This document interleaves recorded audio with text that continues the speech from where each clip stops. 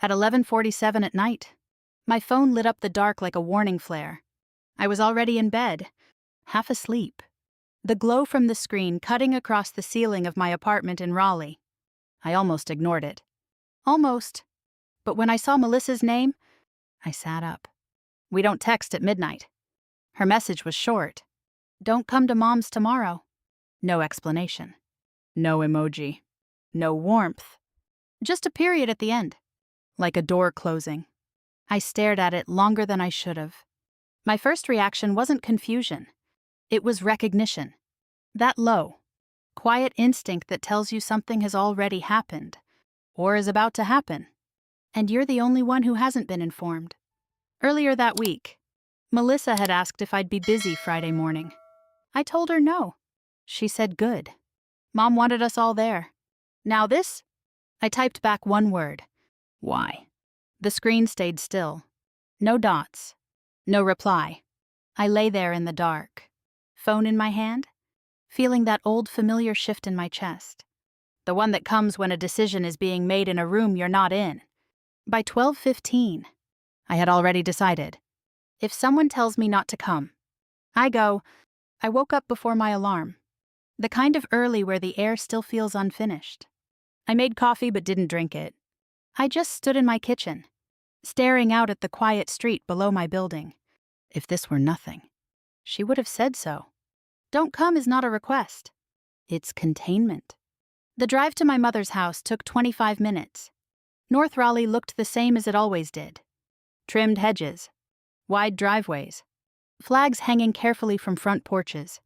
The kind of neighborhood where everything appears orderly, even when it isn't. When I turned onto her cul-de-sac, I saw Melissa's car first, then Ryan's SUV, and parked slightly off to the side. A dark sedan I didn't recognize. My stomach didn't drop. It tightened. I pulled into the driveway anyway. I still had a key. The front door wasn't locked. I stepped inside without knocking, the way I've done since I was 13. The house smelled like lemon cleaner and something faintly metallic underneath it. Tension has a scent if you pay attention. Voices drifted from the dining room. Low. Controlled. When I rounded the corner, I saw him. A man in a navy suit was sliding a stack of documents into a leather briefcase. Mid-50s. Polished. Professional. He looked at me the way people look at someone arriving late to a meeting. Oh, he said politely. You must be Tiffany. Must be. I nodded once. He gave me a small, practiced smile and closed his case. My mother walked him toward the door. Thank you for coming on such short notice, she said. Short notice. The door closed behind him. The dining table was covered in paper. Yellow tabs. Signature lines. A raised notary seal still visible in the corner of the top page. Melissa was standing near the window, arms folded. Ryan leaned back in his chair like he'd been there for hours. My mother sat at the head of the table. I stepped closer. The words came into focus slowly. Estate restructuring. Division of assets. Revised will. I flipped one page. Then another. Melissa's name. Ryan's name? Line items under each. I kept scanning. My name wasn't there. Not in the property distribution. Not in the equity breakdown. Not in the section labeled primary beneficiaries. Further down, near the bottom. There it was. A one-time cash gift. A fixed amount. Clean. Contained. Final. I let the paper rest flat against the table. What is this?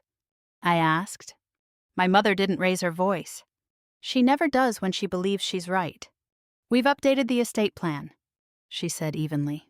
It was time. Time for what? For clarity? Melissa still wouldn't look at me. Ryan exhaled like he'd been waiting for this. You don't need the house, Tiff, he said. You've built your own life. Built my own life. There it was again. Independence translated into exclusion. When was this signed? I asked.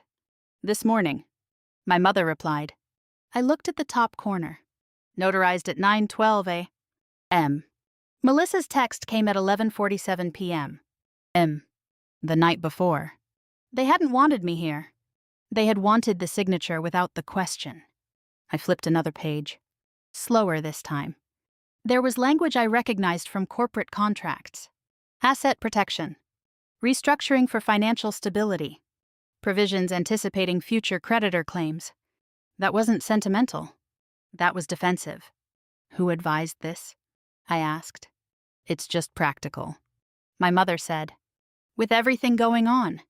What's going on? I pressed. Ryan's jaw tightened. It's not your problem. It wasn't my problem. That was the point. I scanned the clauses again. There was a no contest provision buried near the end. Any beneficiary challenging the will would forfeit their share. Not generous. Strategic. My mother folded her hands neatly on the table. This is the right thing to do, she said. The phrase landed heavier than she meant it to. Right for who? I met her eyes. You texted me not to come, I said to Melissa quietly. She shifted. We were going to tell you? No, I replied. You were going to inform me. Silence spread across the table, thick and careful. I straightened the stack of papers instinctively, aligning the corners. Organization has always been my reflex when something feels unstable. Send me a full copy, I said calmly. Every attachment. Ryan scoffed under his breath. You're making this complicated. I looked at him then. Really looked? There was something under the irritation. Not confidence. Pressure. I'm not making anything, I said. I'm reading. My mother's expression didn't change, but something behind her eyes flickered. For the first time since I walked in, she seemed unsure. As I stepped toward the door, I glanced back at the table. My name wasn't erased. It was relocated, contained, managed. By the time I reached my car and closed the door, I understood one thing clearly. This wasn't about inheritance. It was about liability. And by afternoon, I was going to find out exactly whose. I didn't drive home right away.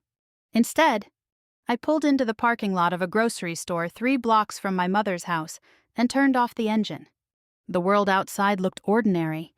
Carts clattering. A woman loading bottled water into the trunk of her SUV. A teenage employee pushing a crooked line of carts back toward the entrance. Inside my car, everything felt sharp. Melissa had already emailed the documents. I opened them on my phone and began reading from the beginning. Not as a daughter, but as someone trained to look for intent. The phrase appeared twice. Asset protection restructuring. That wasn't language people used when dividing heirlooms or sentimental property.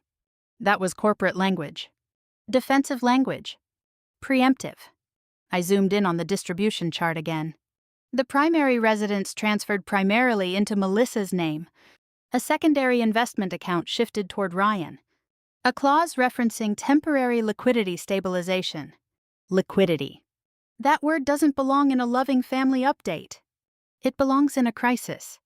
3 years earlier, Ryan had invited us all to dinner to pitch what he called the future of the family. An upscale casual restaurant in Charlotte. Exposed brick. Farm-to-table branding. A name that sounded like it had already been featured in magazines. He had a slide deck. He had projections. He had charm. My mother invested a significant portion of her retirement savings. Melissa co-signed a business line of credit. I sat at the table, listening. What's the liability structure? I asked. Ryan laughed lightly. It's an LLC. Relax. That's not what I meant, I said. Our personal assets protected. The room shifted. Not dramatically. Just enough. You're being too corporate, Melissa told me. Family doesn't think that way, my mother added gently. I remember looking at the paperwork Ryan passed around. The LLC existed, yes, but there were personal guarantees attached to the expansion loan. I pointed to it. Ryan's smile faded just slightly. You always assume the worst. I didn't assume the worst. I assumed exposure. 6 months after that dinner, I checked public business filings out of habit. There was a lien recorded against the property tied to Ryan's restaurant group. It wasn't catastrophic. Not yet. But it was real. Back in the parking lot, I searched again. Wake County Public Records. Ryan's business name. There it was.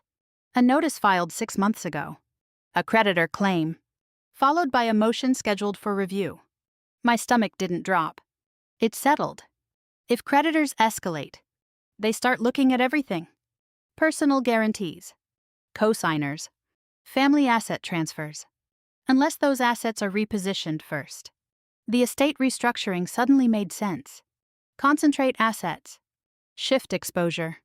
Remove the most independent variable. Me. I leaned back in the driver's seat and stared at the grocery store entrance without seeing it. I was always the stable one. The one with the 6-figure communications job. The one with clean credit. The one who didn't co-sign anything out of sentiment. If assets were partially moved under my name, they would have been protected from direct entanglement.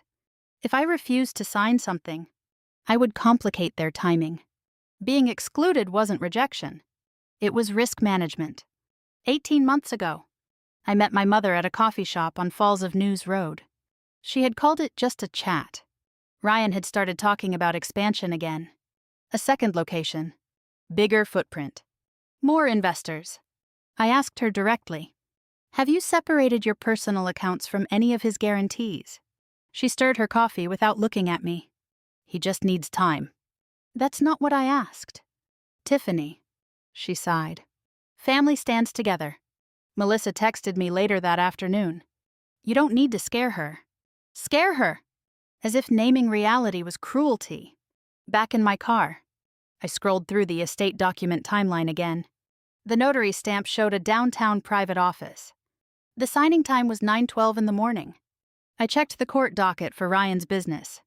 A creditor motion had been filed the previous afternoon. They signed the will less than 24 hours later. That wasn't coincidence. That was reaction. They needed me absent because I would have slowed it down. I would have read every clause. I would have asked about timing. I would have insisted on clarity before ink met paper. And clarity would have cost them hours they didn't believe they had. I kept reading. Near the bottom of the document was a no contest clause. Any beneficiary who challenged the revised will would forfeit their gift. So they anticipated resistance. They built in deterrence. They weren't just reorganizing. They were preparing for scrutiny. I closed the PDF and stared at my reflection in the dark screen. It would have been easier to make this about favoritism. About childhood dynamics. About being the independent one who didn't need support. But this wasn't about need. It was about exposure. I called a former client who now worked in financial compliance. I didn't give names. I didn't give details. I asked one question. If someone restructures personal assets immediately after a creditor motion is filed, what does that usually mean? There was a pause on the other end. "It means they're trying to get ahead of something," he said carefully. "That's what I thought." "Be careful," he added. "Timing matters in those cases." I ended the call and reopened the court site. There it was again. A scheduled hearing date for Ryan's business liability case. Set for the following week. By sunset, I was back in my apartment. The estate documents printed and spread across my dining table. I circled phrases. I wrote notes in the margins. I highlighted timestamps. This wasn't about inheritance. It was about containment. And I was the only person in that house this morning who understood what containment really costs when it fails. By the time the sky turned orange outside my window, I knew something else too. They hadn't excluded me because I was unwanted. They excluded me because I was unpredictable. And unpredictable is dangerous when you're trying to move assets quietly. The next morning, I canceled 2 client calls and booked a conference room with glass walls and too much light. I spread the estate documents across the polished table like evidence. Highlighter in one hand, legal pad in the other. Outside the glass, my team moved through the office like nothing had shifted in my world. Inside, everything had. I highlighted the same phrase again. Asset protection restructuring. It appeared in 2 separate sections. Once in relation to the primary residence, once in relation to liquid accounts. That wasn't accidental drafting. That was deliberate framing. At 10:15, I walked into the office of Claire Whitmore. Mid-50s. Steel gray bob.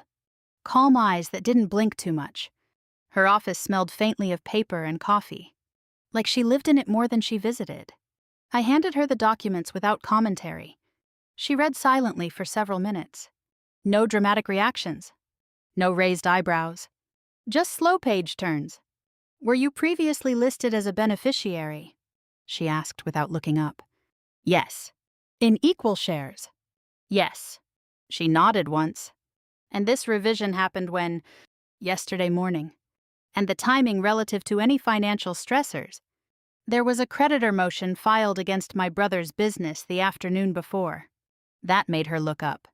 Not shocked. Interested. She folded her hands neatly on top of the papers. "Sudden redistribution combined with active debt exposure can attract scrutiny," she said evenly, "especially if it disadvantages the most financially stable heir. I'm guessing that's me. That would be my assumption." She leaned back slightly.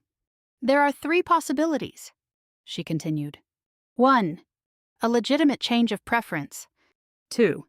Asset shielding within the family. 3. A transfer vulnerable to fraudulent conveyance challenge.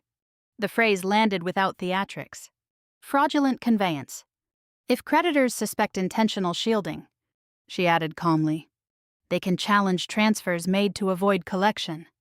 I felt something settle into place. This wasn't just unfair.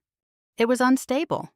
18 months ago, we had dinner at my mother's house to celebrate what Ryan called a milestone quarter. He was glowing. Expansion plans. Investor interest. A larger footprint. Melissa laughed nervously at all the right moments. My mother looked proud. I asked about repayment schedules. Ryan's smile tightened. "You always assume the worst," he said. "I assume documentation?" I replied. He pushed his plate away slightly. "Not everything is a contract." But it was. It always was. Back in Claire's office. She flipped to the section reallocating equity. "This clause," she said, tapping lightly, "transfers partial property title into your sister's name." "Yes." "Does she have significant independent assets?" "No." She co-signed the business expansion loan. Claire paused. "So the assets were concentrated under someone already financially entangled?" "Yes." "That increases vulnerability," she said. "Not protective." "Vulnerable." She flipped another page. "Why exclude you entirely instead of minimizing your share?" I didn't answer right away. Because the answer wasn't emotional. It was strategic. Because I would have refused to sign additional documents, I said finally. Because I read contracts. Because I ask about timing. She gave the smallest nod. "Then your absence wasn't emotional," she said. It was tactical. That word didn't sting. It clarified. She outlined next steps without urgency. Document the timing. Preserve all communication. Avoid triggering the no contest clause prematurely. If the restructuring appears reactive, she said, creditors may examine intent. If intent is questioned, the estate division could be destabilized. Destabilized, meaning everything they rushed to secure could unravel. When I left her office, the parking garage felt unusually quiet. I replayed my mother's face at the dining table. Calm, certain, smiling slightly as she said, "It's the right thing to do." It wasn't about fairness. It was about containment. My phone buzzed before I reached my car. "Melissa, please don't make this complicated." I stared at the message. Complicated for who? I typed it back before I could overthink it. There were no typing dots in response. I got into my car and didn't start the engine immediately. Instead, I checked the county court site one more time. Ryan's case? A motion hearing date appeared on the docket, set for the following week. The words sat there in black and white. Motion for disclosure review. Disclosure. Which meant financial transparency. Which meant timing would matter. I started the car and pulled out of the garage slowly. By the time I reached the highway, my emotions had narrowed into something colder. I wasn't thinking about being excluded from the will anymore. I was thinking about sequence. Creditor motion filed. Estate revised the next morning. Midnight text sent to ensure my absence. No contest clause inserted. Waiver drafted within 48 hours. This wasn't panic. It was choreography. And choreography falls apart when someone refuses to move on cue. At a red light, I caught my reflection in the rearview mirror. Steady. Composed. Alert. They had assumed stability meant silence. They had mistaken independence for detachment. But independence is not detachment. It's awareness. And awareness doesn't panic. It waits. By the time I pulled into my apartment garage, I understood something clearly. This wasn't about inheritance. It wasn't even about favoritism. It was about timing. And in law, timing is never accidental. If they had needed me gone for a signature, then the signature mattered. If they had needed me silent for 24 hours, then those 24 hours were fragile. I shut off the engine and let the quiet settle. They thought removing my name would simplify things. What they didn't account for was this. You can exclude someone from a document. You cannot exclude them from the timeline. The courthouse steps were colder than I expected. I stood at the base of the Wake County Courthouse just before 9 in the morning, hands tucked into the sleeves of my blazer, watching people move in and out with the quiet urgency that only legal buildings seem to produce. No one looked dramatic. No one looked guilty. They just looked busy. I wasn't there as family.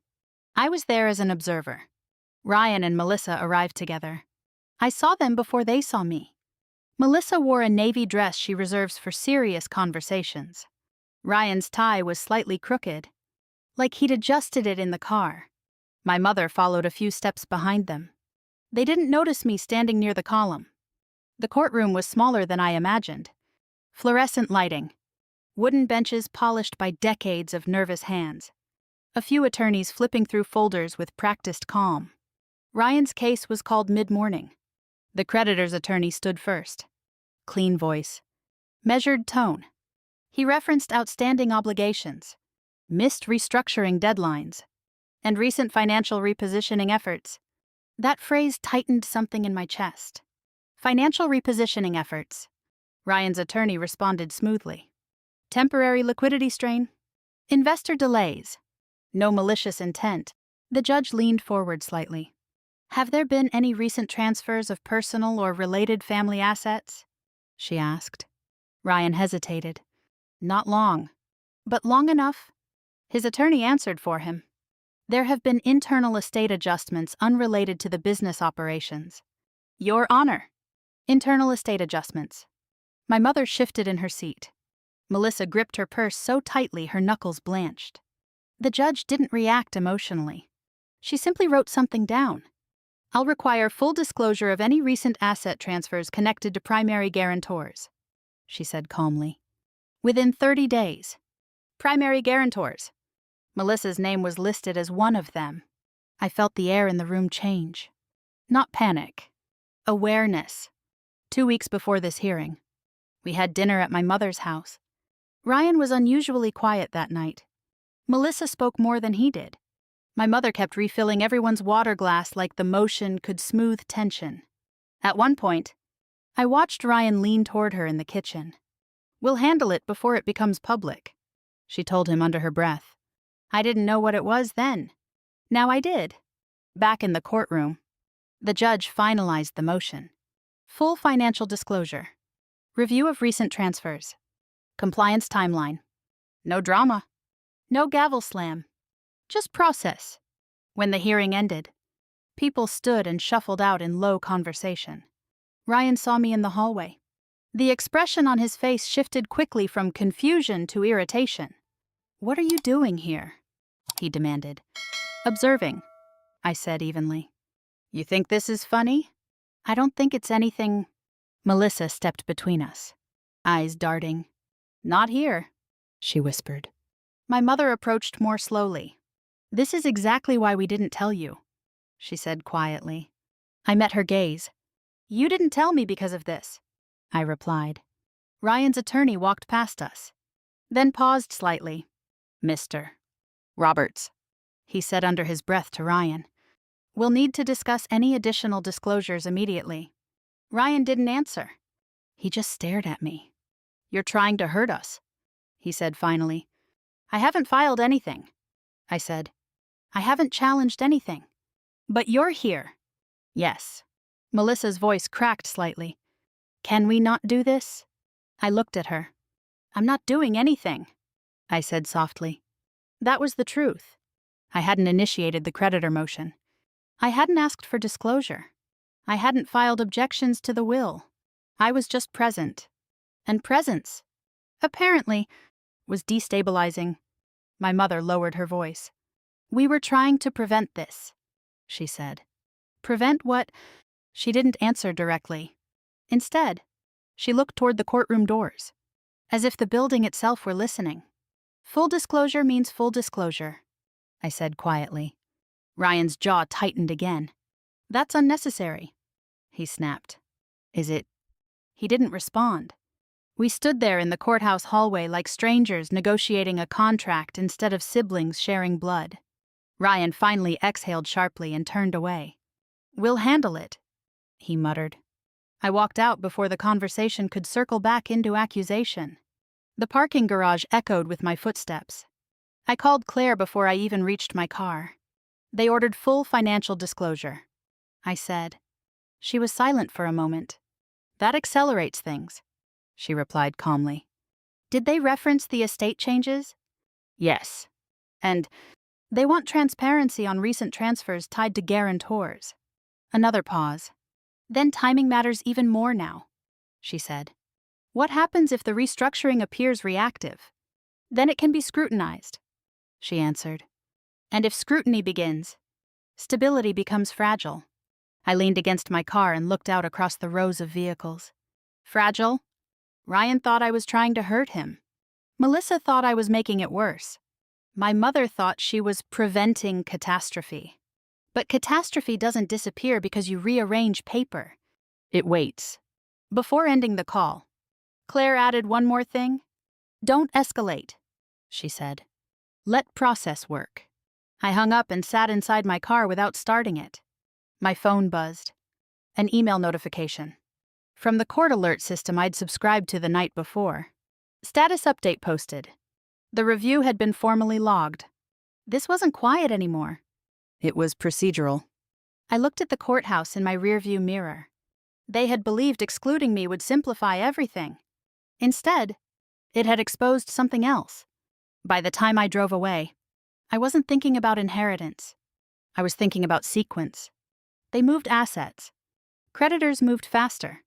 And now the timeline belonged to the court, not to the family dining table. And for the first time since midnight, I felt something close to clarity. I hadn't attacked. I hadn't accused. I had simply shown up. Sometimes that's enough to crack the smile at the head of the table. The waiver arrived by email at 8:23 the next morning. Subject line: for immediate signature. No greeting. No softness. Attached was a 2-page document drafted by my mother's attorney. It was framed as a clarification agreement. In plain language, it required me to acknowledge the revised estate distribution and affirm that I would not contest or question its timing. At the bottom, there was a signature line with my name already typed. I read it twice, then a third time. There was a paragraph near the end that mattered more than the rest. It stated that by signing, I acknowledged the restructuring as voluntary, strategic, and unrelated to any current financial disputes involving family members. Unrelated. That word felt heavy. My phone rang before I could close the PDF. Melissa. Did you get it? She asked immediately. Yes. It's just a formality, she said too quickly. It protects everyone. Protects from what? A pause. From confusion. I leaned back in my chair and looked at the skyline outside my apartment window. Confusion about timing? I asked. You're twisting it. I'm reading it. She exhaled sharply. Tiff. If you sign, this whole thing settles down. Settles down. As if disclosure orders and creditor motions responded to family mood. I'm not signing today, I said calmly. There was silence on the other end. Why are you doing this? She whispered. I'm not doing anything. You're making it worse. I'm making it documented. She hung up. Betena. My mother called.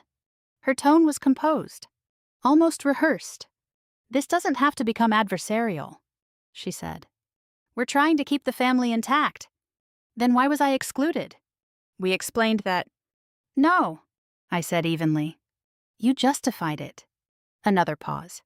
"You've always been independent," she continued. "You don't rely on us." "That's not a reason to erase someone." "We didn't erase you." I glanced at the printed estate document still spread across my table. My name had been relocated to the bottom. Fixed gift. No control. No equity. "You didn't consult me," I said. "It was time-sensitive." There it was again. Time. "Time-sensitive because of the creditor motion?" I asked. Her silence lasted long enough to confirm it. "You don't understand what we're trying to prevent," she said quietly. "Then explain it." She didn't. Instead, she shifted. "If you don't sign, it signals hostility." "I'm not hostile." "Then prove it." By endorsing their version of events, I ended the call before the conversation could turn into guilt disguised as unity. At noon, I forwarded the waiver to Claire. She responded within the hour. "Do not sign." "Not yet." "We scheduled a call. It's cleverly drafted," she said when we connected. "But it's protective language for them." "Not you." "What happens if I refuse?" "Nothing immediate," she replied. "But it prevents them from using your acknowledgement as a shield during disclosure." "That's what this is about." "Yes." She explained it plainly. If the estate revision appears reactive to a creditor motion, a signed statement from me affirming it was unrelated would strengthen their defense. They didn't need my approval for emotional closure. They needed my signature for legal insulation. I felt a strange calm settle in. "They assumed I wouldn't read it carefully," I said. "They assumed urgency would pressure you," she corrected. I hung up and stared at the waiver again. The no contest clause in the will already discouraged legal challenge. This waiver went further. It attempted narrative control. That afternoon, Ryan showed up at my apartment unannounced. He stood outside my door with his hands in his pockets like we were about to discuss something minor. "You're escalating this," he said before I could speak. "I haven't filed anything." "You don't have to," he snapped. "Your refusal alone signals risk." "That's not how risk works." He ran a hand through his hair. "You think I wanted this?" he asked. "You think I wanted to restructure Mom's estate?" "I think you needed liquidity." His jaw tightened. "You don't know what you're talking about." "I know what a motion for disclosure means." He stepped closer. "If creditors start digging, they'll look at everything," he said. "That's how disclosure works. They could drag Mom into this." She signed the documents. He looked away briefly, then back at me. She was trying to protect what she could. From whom? Silence. The hallway felt too narrow. "This is family," he said finally. "And this is process," I replied. He studied my face for a moment like he was searching for softness. "You've always been cold about money," he said. "I've always been clear about contracts." "That's not the same." "It is when creditors are involved." He exhaled sharply and shook his head. "If this falls apart, it's on you," he muttered. "No," I said quietly. "It's on timing." He left without another word. That night, I reread the waiver one more time. The phrasing was precise. Acknowledgement of voluntary redistribution. Affirmation of non-dispute. Confirmation of unrelated financial conditions. It wasn't about inheritance. It was about insulation. My phone buzzed again. A group text from Melissa. "We need to stick together." Ryan followed with, "Lawyers are escalating." My mother added, "Family first. Always." I didn't respond. Instead, I opened my calendar and marked the creditor hearing disclosure deadline in red. 30 days. They believed urgency would make me fold. They believed silence would equal loyalty. They believed excluding me would keep things simple. But simplicity collapses under scrutiny. And scrutiny had already begun. I set my phone face down on the table. The waiver remained unsigned. Not because I wanted conflict. Because I wanted clarity. And clarity, once documented, Doesn't need a signature to survive. The official notice arrived 3 days later. It wasn't dramatic. Just a PDF filed through the court portal and forwarded to me by Claire with a short subject line. Disclosure expansion ordered. I opened it at my kitchen counter, coffee cooling beside my hand. The creditor's attorney had petitioned for expanded review of any recent interfamily asset transfers connected to primary guarantors. The judge had approved the request. The phrase appeared halfway down the page. Potential fraudulent conveyance review. I read it twice. Not criminal. Not yet. But procedural scrutiny had widened. My phone vibrated almost immediately. A family group text? Melissa. We need to align before this gets worse. Ryan followed. No one talks to anyone without coordination. My mother added a final line. Family first. Always. I stared at the screen for a long moment. Then another message came through. Private. From Melissa. Can you at least confirm you won't challenge the will? There it was. Not are you okay? Not what are we going to do? Just confirmation. Confirmation that I wouldn't destabilize the structure they rushed to build. I didn't reply. Instead, I forwarded the court notice to Claire and scheduled a call. By noon, I was sitting across from her again. She had already printed the updated order and highlighted sections in yellow. This doesn't mean they're guilty of anything, she said calmly. But it does mean the court wants transparency. Because of timing. Yes. She pointed to a line referencing asset transfers occurring within proximity to creditor action. Courts examine intent, she continued. If transfers appear reactive, they ask why. And if the why isn't clean, then the restructuring can be paused, possibly unwound. Unwound. The word didn't feel like revenge. It felt mechanical. If it's unwound, I asked carefully. What happens to the original beneficiary structure? She held my gaze. Temporarily reinstated. Pending resolution? Meaning my name would reappear automatically. Not because I fought. Because timing invited scrutiny. Do I need to file anything? I asked. No, she said immediately. The safest position is neutrality. Do not escalate. Do not challenge. Do not sign waivers. Let process work. I left her office and walked slowly back to my car. The sky was clear, the kind of Carolina blue that makes everything look deceptively peaceful. My phone buzzed again. Ryan. I let it ring once before answering. What did you do? He demanded. Nothing. This review wasn't automatic. Yes. It was, I said evenly. Your creditor filed the motion. You could stop it. He pressed. You could sign the waiver and confirm it's unrelated. I'm not confirming something I can't verify. You're making us look guilty. I leaned against my car door and looked out across the parking lot. I didn't file the motion. I repeated. But you're not helping. I'm not obstructing. There was silence on the line. You think this is about you being left out? He said finally. No, I replied. I think it's about timing. He exhaled sharply. You don't understand what we're trying to avoid. Then explain it. Another pause. He didn't. Instead, he lowered his voice. If this collapses, it hurts everyone. It already hurts everyone, I said quietly. He hung up.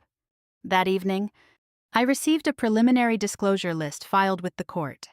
I opened it on my laptop and scanned quickly. Income statements, business liabilities, personal guarantees. And then I saw it. A personal loan taken out by my mother 6 months earlier. Secured partially against property equity.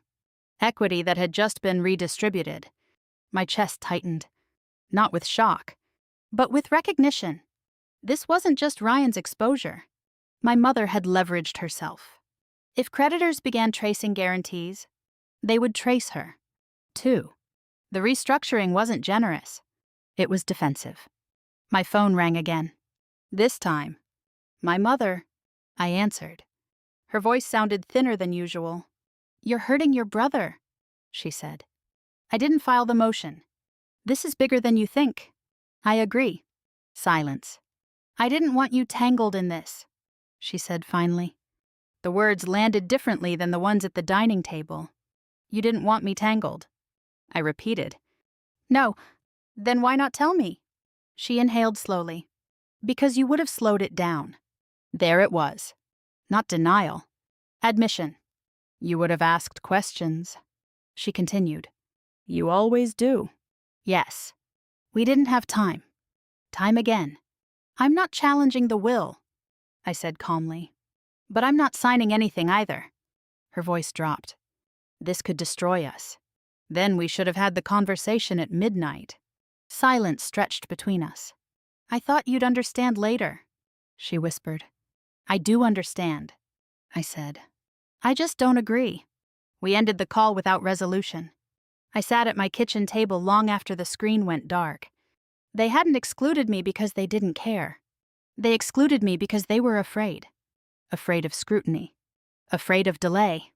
Afraid of a clean credit profile tied to a messy timeline. I opened my laptop again and reread the court order. 30 days. Full disclosure.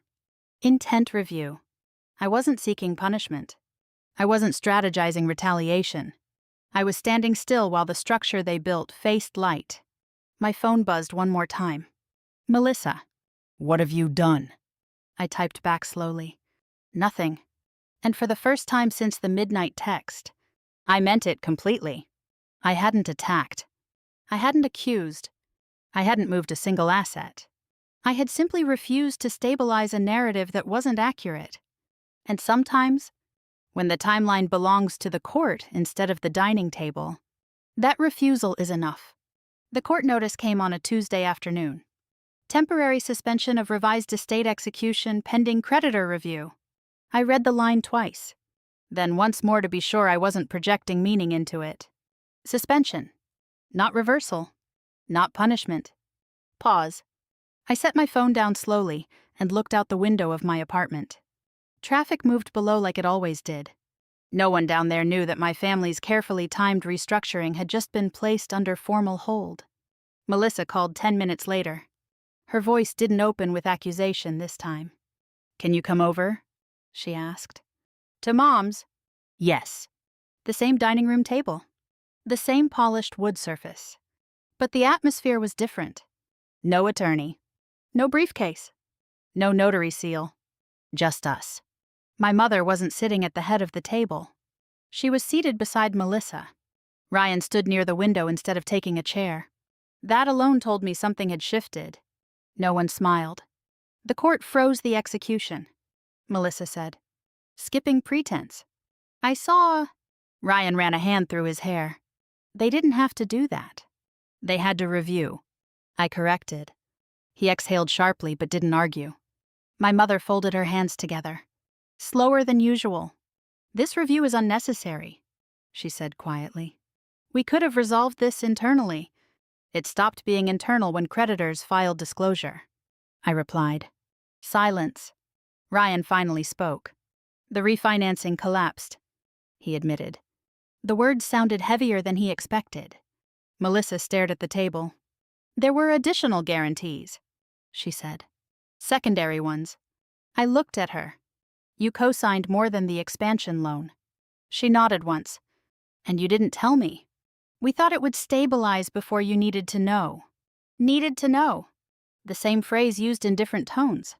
My mother's voice softened. We had to protect what we could. By removing me, I said evenly. By shielding you, she corrected. The distinction was thin. If creditors saw your name attached, she continued, they might look deeper. Your credit is clean. Your income is stable. It would complicate their path. So you made it simpler. Yes. The honesty surprised me more than denial would have. Ryan stepped forward. We thought if you stayed out, you'd stay clean, he said. I absorbed that. They weren't trying to punish me. They were trying to limit variables. And I was the most stable variable in the room. Are you going to challenge the will? Melissa asked suddenly. The question landed in the quiet like a dropped glass. No, I said. Ryan's shoulders lowered slightly. Melissa blinked. My mother's posture shifted. But, I added calmly, I won't shield anything either. They all looked at me. I won't sign waivers. I won't provide statements minimizing timing. I won't misrepresent intent. Ryan's jaw tightened again. You're choosing process over family. I'm choosing accuracy. That could destroy us, my mother said, her voice finally cracking. I held her gaze. Then we should have told the truth before the signature. The room fell silent. For a long moment, no one moved. Then Melissa leaned back in her chair, eyes glistening but not crying. We didn't think you'd come that morning, she said quietly. I almost didn't. Ryan looked at me carefully. When did you stop needing us? My mother asked softly. The question wasn't accusatory this time. It was tired. I never stopped needing you, I said. I stopped assuming transparency. Her shoulders lowered. For the first time since midnight, I saw something break in her composure. Not anger. Fear. She had always managed the narrative, managed appearances. Now timing belonged to the court. We thought you'd understand later. I understand now. I just don't agree. Ryan paced toward the window again. If disclosure widens, they'll see everything.